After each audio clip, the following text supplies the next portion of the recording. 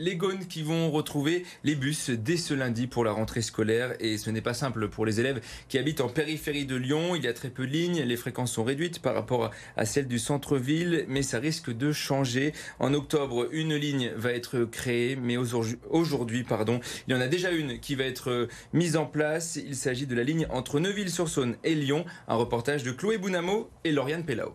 L'innovation peut sembler anodine. Le feu rouge passe au vert à l'approche du bus.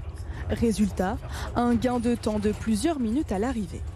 On est sur un objectif qui a comme ambition plus de rapidité, plus de fiabilité, plus de performance, plus de régularité. C'est-à-dire qu'on reproche souvent au bus de ne pas être à l'heure et de ne pas arriver à l'heure.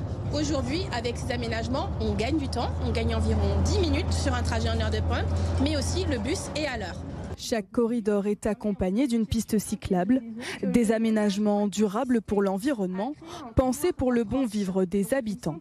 Le but, inciter de plus en plus d'usagers à laisser tomber les clés de la voiture. Et s'il y avait un impact un petit peu négatif sur la circulation automobile, de toute façon, nous l'assumons puisque la priorité, c'est d'améliorer la vitesse des bus et des modes de transport alternatifs. Un projet de 5 millions d'euros sur le Val-de-Saône, bénéfique aussi pour les centres-villes. Les voitures vont devoir ralentir puisqu'il y a une priorité pour le bus qui vient dans l'autre sens. Donc tout le monde s'y retrouve, aussi bien les utilisateurs du bus que les piétons usagers de nos villes. Plus qu'à convaincre les automobilistes. Après le Val-de-Saône, 10 corridors verront le jour sur la métropole d'ici 2026.